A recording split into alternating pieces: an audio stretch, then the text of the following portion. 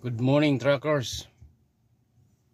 So dahil ang oras natin ngayon ay alas 4:50, mag-advance tayo para hindi tayo madili, no?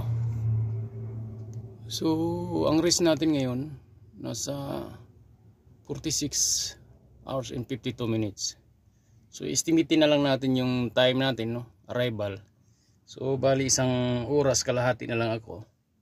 Alas 7 yung arrival ko. So yung ano natin 46 sikan na driving to. So 00 kataas. Ito yung ano. So yan, titingnan nyo muna kung binigyan na kayo ng driving time, no. 00, ibig sabihin di pa tayo nag-start, may 4 hours and 30 minutes tayo driving. Okay? So yung working time natin 10 driving time. Working time, other works kasama na lahat 15 hours. Okay? So yun lang, short video para doon sa mga mga tropa natin na bago. Okay?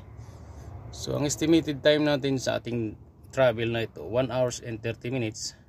So alas 4 ng oras, 4:50, mag-alas 5 na. So magbibigay na tayo, no. Magbibigay na tayo para hindi tayo ma-delay. Okay? Just in case may mga traffic, hindi tayo magka-problema. Okay? So begin country. Ayan. Germany. So balik tayo. Other works tayo.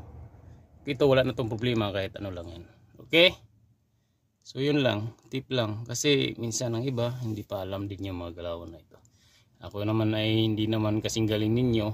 Yung mga matatagal na at tayo ay hanggang ngayon ay pinag-aaralan lahat ng bagay para natin ma-master.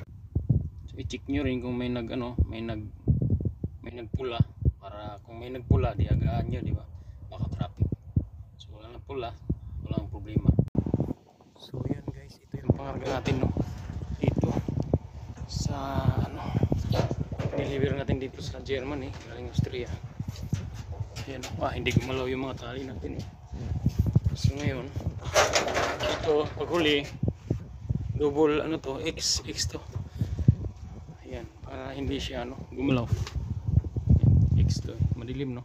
So on time tayo, gaya ng sinasabi ko, manage time sa delivery place para hindi tayo madili. Dumating ako dito ng alas 6:45. So dito ito yung nila, pangalan ng delivery place. Yan. Okay. So short lang para update sa inyo, guys. Okay? Bye. Bye. Bye. Bye. See you.